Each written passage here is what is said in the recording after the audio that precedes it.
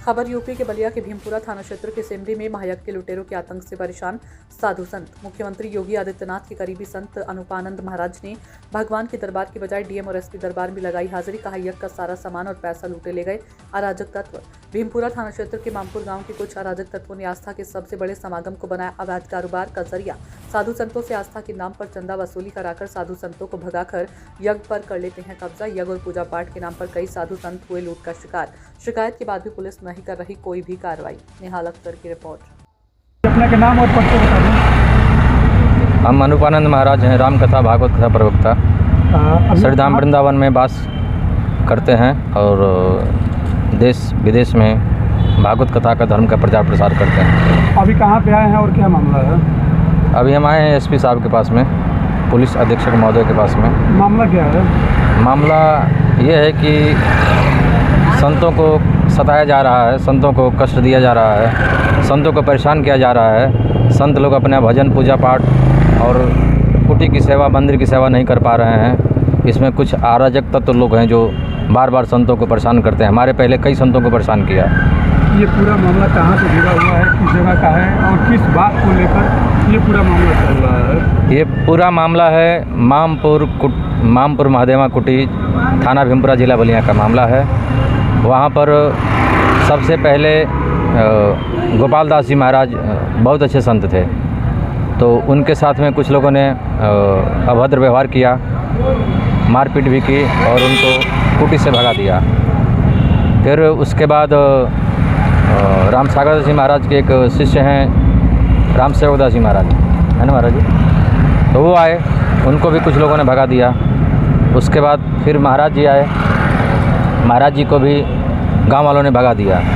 उसके बाद हम जब आए, हमको गांव वालों ने बुलाया कि आप आइए महाराज जी और कुटी की देख रेख सेवा भाव कीजिए, मंदिर के पूजा पाठ को देखिए। तो हमने कहा कि हम तो कथावाचक हैं, जितना टाइम मिलेगा हम मंदिर की सेवा करेंगे, कुटी की देख रेख करेंगे, जो भी जैसे भी होगा सेवा करेंगे हम, जितना भी टाइम बनेगा हमारे पास में। तो हम आए तो हमने कहा गाँव वालों से कि ऐसा है कि आप लोग एक हमको कोई प्रूफ दीजिए, कुछ लिखित प्रमाण दीजिए ताकि हम कुटी पर रहें, तो आप लोगों का इसमें अनुमति हो।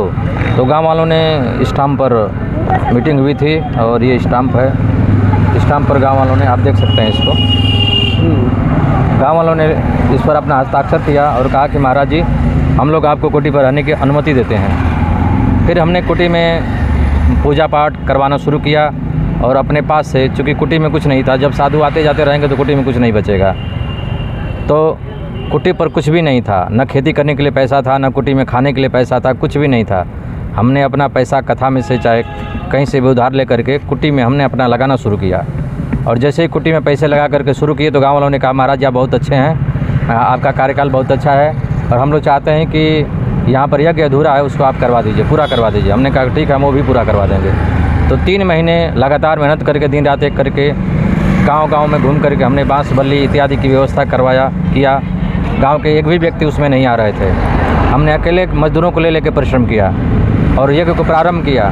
2 दिन यज्ञ बीता, ये गांव वाले कुछ अराजक तत्व जो हैं गांव के, वो जगह पर कब्जा कर लिए और जगह पर कब्जा करके पूरे चंदा पर कब्जा कर लिए और जितना पैसा आया सब पैसे पर कब्जा करके और मनमानी अपना उस पर व्यवहार करने लगे।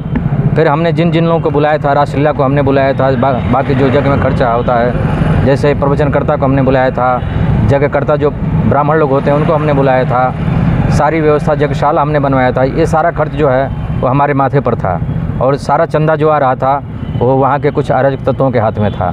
फिर वो लोग बिना हमसे बताए, आदेश भी हमारे ही नाम से था, जब बिना हमसे बताए सारा रसीद, चंदा और जो भी कुटी पर आया सामान, अनाज इत्यादि, वो रात ही रात में गायब कर दिए।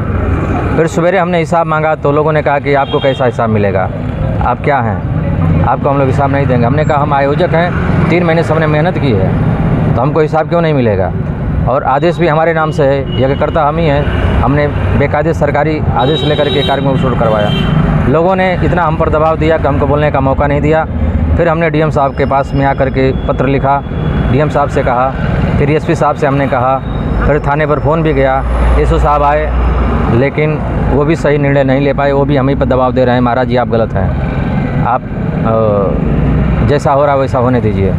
तो हमने कहा ठीक है। अराजक तत्व है और इनके पीछे की मंशा क्या है? इनके पीछे की मंशा ये है कि गांव में 2 गुट है, तो एक गुट वाला संत अपने बुला के लिए आता है, अपने परिचय का संत, और उससे मिल करके उसका वो लोग लाभ लेते हैं। फिर दूसरा गुट वाला उस संत को मार पीट करके भगा देता है, और जब भगा देता है तो वो जो लाया वो बदनाम हो जाता है। फिर दूसरा वाला बुलाता है, फिर वो बुला करके अपना वहाँ प्रभुत्व जमाता है। उसके बाद फिर वो मतलब यही अदला बदली चलता है। और अभी जो है वर्तमान में हम हैं, और हमको भी वहाँ से हटाने की कोशिश की जा रही है। बार बार हमको धमकी दी जा रही है, जान से मारने का प्रयास किया जा रहा है, और लोग हमको उल्टा सीधा वहाँ से बोल रहे हैं ताकि ये भी महाराज यहाँ से छोड़ करके चले जाएँ।